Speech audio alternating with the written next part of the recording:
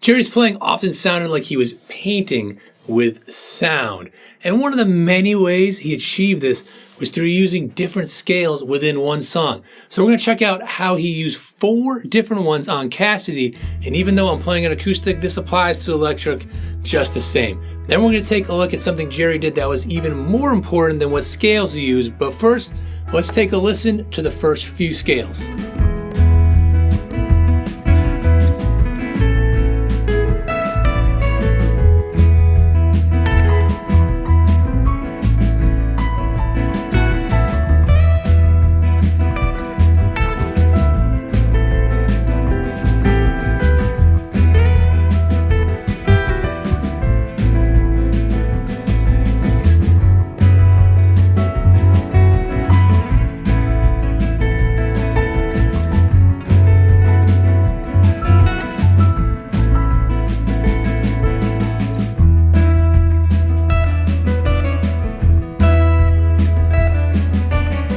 Now, modes 101, before we look at how to apply this to the tune, I'm going to just do a real quick crash course on what modes actually are. It's basically just taking a scale, right, like the major scale, and focusing on different notes within there. So there's 7 notes in the major scale, so there's 7 different modes of that scale. And the major scale is kind of like that main kind of reference point for it all. So we're going to do the key of C, even though we will apply it to E afterwards for Cassidy.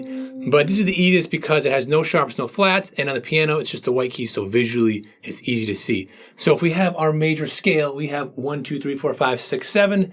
8 would be C again. That's why they call it the octave, because it's like 8, like an octagon, right? It's the 8th scale degree, it's the same one. And then you have our letters starting with C all the way up to B, right? Now, if we play this scale and I play a C note, like no matter how I play these notes, it sounds like the C major scale, especially if I played a C major chord. Because if you're hearing a chord progression that uses the chords of the key of C, like this, they're just all, you can see the shapes, it's based the same. Like listen to this one.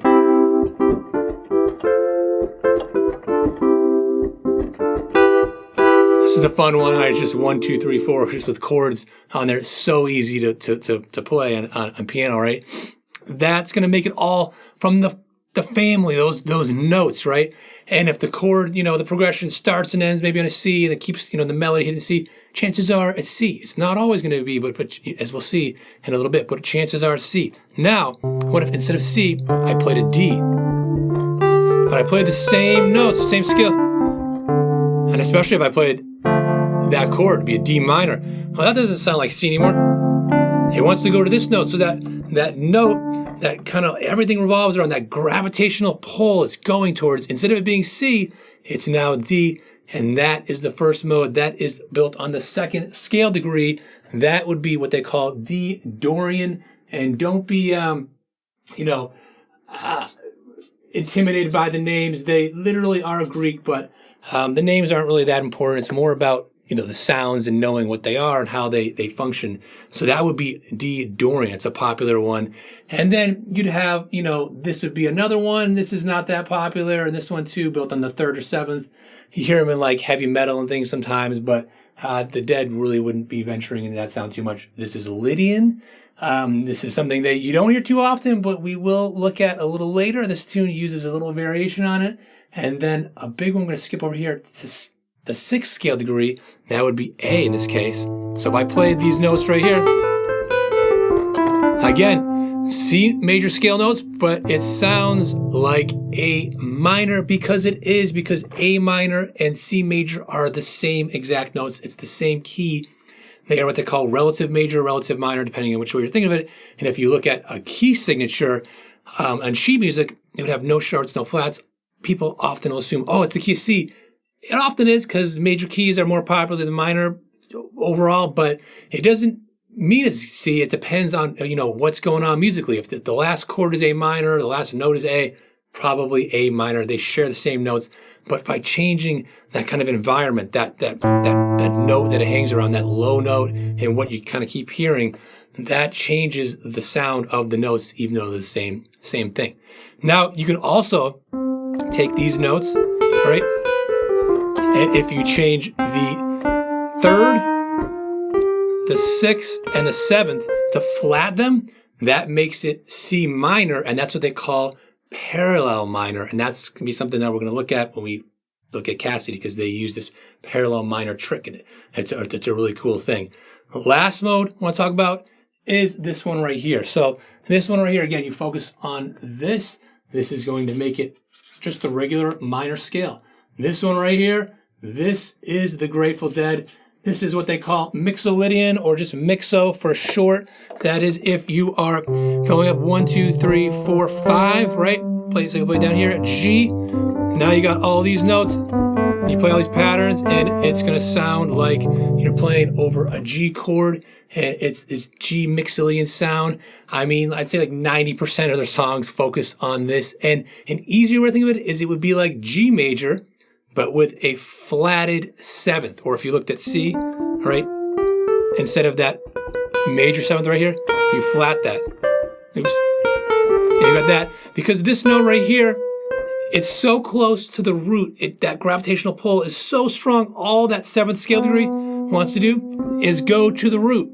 But if you flat it, it just pulls it back a little bit. It gives a little more space, so it makes it a little easier to jam. It's a little more of this open sound. So that's what the Dead like that sound, and many other bands that like to jam out prefer mixolydian over jamming over a major scale. So that was, maybe not a quick crash course, but it was still a lot of information, especially if that's new to you. Don't worry about it. I have other videos that I've made in the past. If you want to look through my video library that get into modes deeper, and I'll be making a lot more in the future. But let's now apply this to the tune. So modes for the verse, pre-chorus, and chorus. Now that I've covered some of the basics of modes, let's start applying it to the tune. So we are playing around E, right? So the verse part goes over E to A, although, Bob's playing it more like this, right, stuff, but just in essence, it's E to A. So those are two chords that are just straight up key of E, E major. But there's actually a flat 7 in there, so this is a mixolydian sound, and you can't really tell from just hearing E to A. You just immediately think, oh, it's major, but if you listen closely, you can hear that flat 7. And a good example is the intro is this, right? It plays, that's that intro lick, it plays that flat 7, the D, so that's the sound that's going on there. So if you look at it right here, E to A, this scale right here, this would be the E mixolydian mode.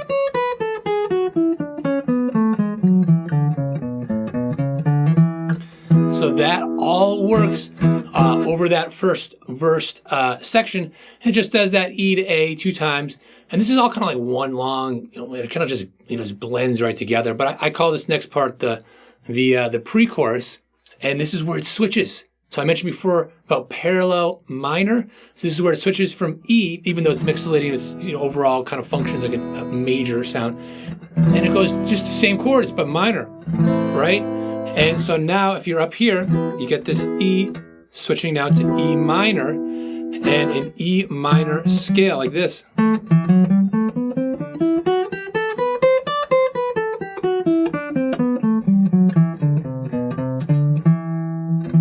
Right? So for those two chords, that pre-chorus section, you just switch from the mixolydian to minor, and wherever you are, say you're staying right here, if you just get familiar with these two patterns, you just switch right to it. Now, the way to practice this is to go up and down. Say you go up, go up, one, come down the other, go just up, down, backwards. Just try mixing up so you get really used to switching with the notes are, and focus on what notes are different. It's like, oh, you got a major note, but for the minor one, obviously, there's a minor note right there. So you can play it like this. You can see it better, but you can also just play it over here. It kind of fits under the fingers better. However you're going to do it, doesn't matter, but just get used to knowing what notes change, because that's going to make the changes happen for you by knowing just the specific notes. You don't need to even know it all the place. Just know which notes are different. So the last one is the chorus, which now goes to an F sharp minor to an A, and you say you do it up here, F sharp minor, A, or F sharp minor, A, like this. So these are notes that are chords that are from the E major key, but they're also from the Mixolydian. They work, and this could be considered Mixolydian. I'm hearing it as a major, just the way Jerry was playing. It could kind of go either way because really the only difference is just this one note. It's either a major note, a flatted 7 or a major 7th. So it's that one note. And if you're not sure when you hear something, just try focusing on the one note that makes that difference. Does it sound like this works or that works? And they both kind of work. I kind of hear it again when there's a major, and one reason too is that the bridge part, it goes to a B chord, and that's definitely clearly from E major because there is, if you look at it right here, is a D sharp, which is right behind E, so that's that major 7th. Even though it's not played here, it's like leading into it, so I hear it as a major. And this is one of those things people get very black and white about, like, no, this would be this or that.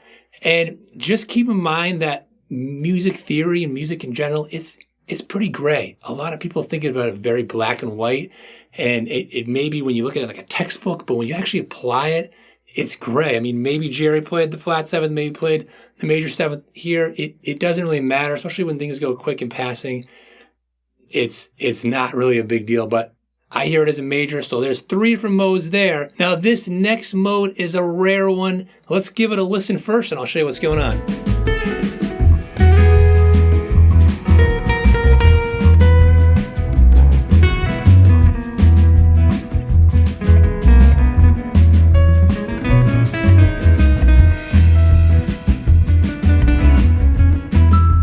So this is one called Lydian dominant. So it's the Lydian scale, which is taking a 4th scale degree and making it a sharp 4, which is the same as the blues note, right?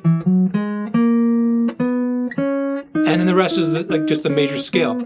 So it's like a major scale, but with a sharp 4, and it gives you this really kind of spacey sound. And you don't hear it too often, but what they're doing here is playing a flatted 7th, a dominant note, a dominant 7th. So it's got a little bit of each. And I think over the years they played it different ways. Like sometimes it was straight up Lydian, sometimes it was just Mixolydian. This is focused on that Reckoning album where I'm hearing the Lydian dominant. But actually there's times where Jerry was playing, he actually kind of hanging on that major 7th, so you could say it's Lydian. Again, another example, it's not really all that clear cut. A lot of people want it to be clear cut because it makes it like safe and easy to be like, oh, this is the scale it's using here. You figure it out and then just play those notes and it's all going to sound good. And it can kind of work, but really in reality, you can be using all sorts of scales or just don't even worry about scales, just throw out the window, But this is a good one, if it's new to you, it's not a scale I use a whole lot often, really at all. So you can just kind of learn it, in one spot and play along with that jam section and, have fun with that kind of, a unique sound it's got. And if you want to know how I've learned modes, chords, and how they relate to each other, all over the fretboard really fast, it's the Cage system. But how can you learn all of these shapes even faster than I did? My free Cage cheat sheet will get you there. So check out the link in the description to just get it now. Now, Jerry really focused on something more than just modes. So I'm going to improvise my way through the main progression again and see if you can hear what I'm doing beyond just playing the modes.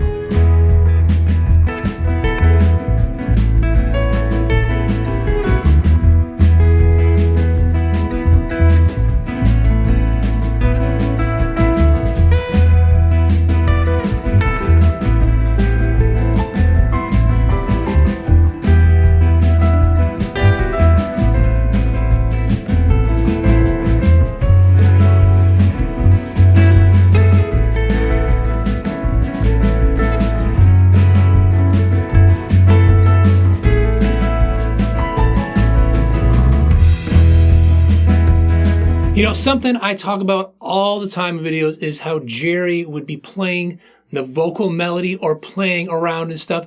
This is actually not one of those tunes, but he's doing the second most common thing he would do besides playing a particular mode.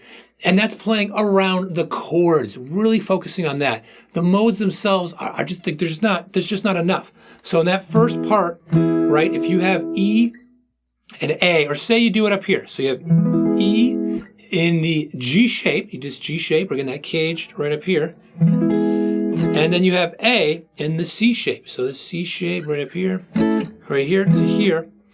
So you have this Mixolydian sound, you know, but really he's focused on when the E's happening, and then when the A happens, and then throwing in, you know, forget all the modes too, just chromatics all over the place, and the chromatics leading to chord tones. Right? And that just makes it glued to the song, glued to the chords so much more. And just the same for all these, you know, maybe plays E minor right here, you're gonna get that shape. But focus on these notes right here.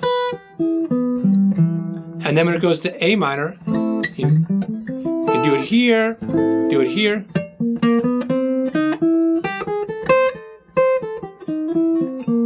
Right? And that's going to get you, you know, sounding like Jerry and just connecting to the tune so much more than just grabbing a mode and going with it. And, you know, after diving into all these scales that Jerry used in Cassidy, it's clear scales are not enough. You know, the next step is focusing on these chord tones like I've been mentioning, and it will really make your solos connect with the music. But it's really just the beginning. So check out this video here, because in it, I'll show you a simple Jerry Garcia tactic that took my solos to the next level, and it can definitely do the same for you.